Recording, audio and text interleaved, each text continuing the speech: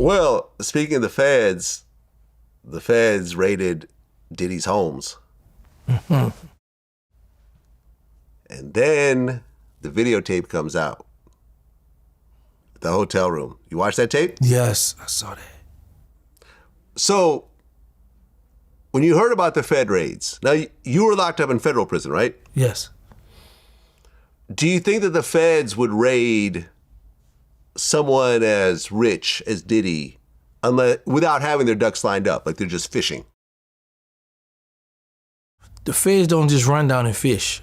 The feds gonna have an informant, or they gonna have some concrete, something that's going, because you gotta keep in mind is this, how the feds work, and for everybody who watching this, whenever the fed go kicking somebody's door, it's always gonna be a local police or a sheriff with them, because the feds don't have no jurisdiction. They gotta go to the state court and get it signed off. The reason why I know, because I know that's how they do with my case.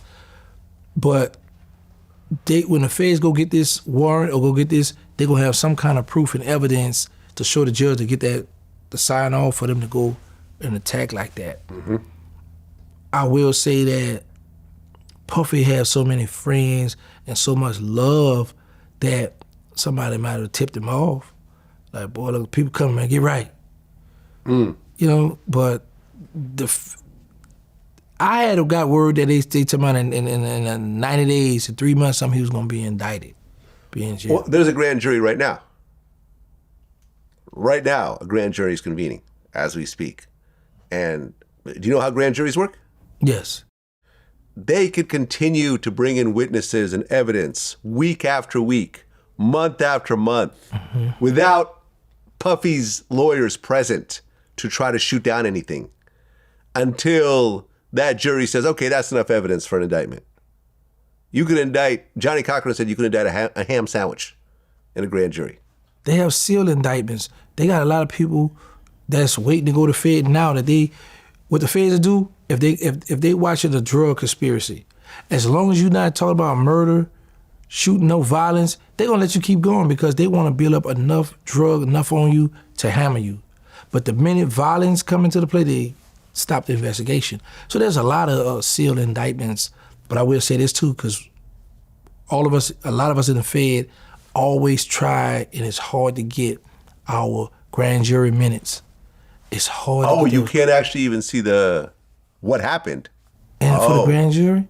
Aha. Man, in the Fed, it'd be they won't give us that. Yeah, I mean, the more I interview guys and do research, the more you realize that you have such a disadvantage against law enforcement. The fact that a police officer could walk into an interrogation room and said, Terrance, your 3 co-defendants said that you were the shooter, and they've already signed on as witnesses, they've given statements, and they're going to take the stand against you. And you say, oh, well, that's not true, so-and-so was the shooter. And they were lying the whole time. Your co-defendants could have been completely silent, but it's totally legal for the police to lie to you in an interrogation in order to trigger a confession. You would think that it's like a fruit from a poison tree situation, right? You know, like, for example, if you don't have a correct search warrant, if your search warrant is faulty, whatever they find in the house gets thrown out.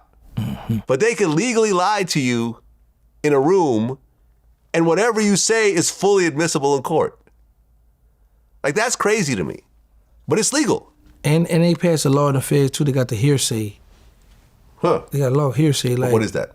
I could just go and tell them, yeah, Vlad did this and this, and the agents go to the grand jury to get you indicted.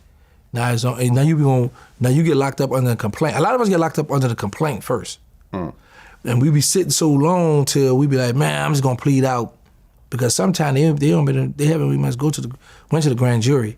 They'll lock us up under the complaint first in the Feds. I don't know about the state, the Feds. Then they'll come with the grand jury.